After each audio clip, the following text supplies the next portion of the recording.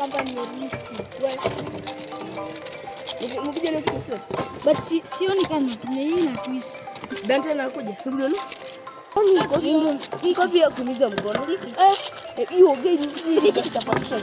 My name is Nathan Raphael.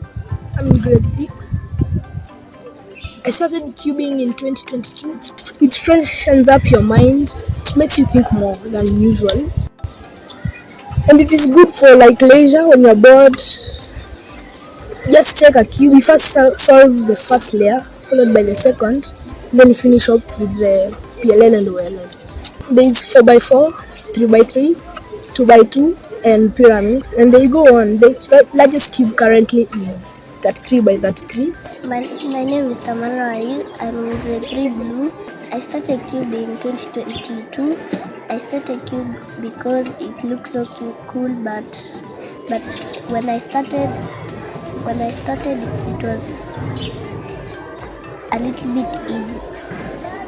One of the benefits is memory retention. When you learn how to solve the cube, it involves formulas and algorithms that you're going to practice step by step until you solve the cube and it will be complete.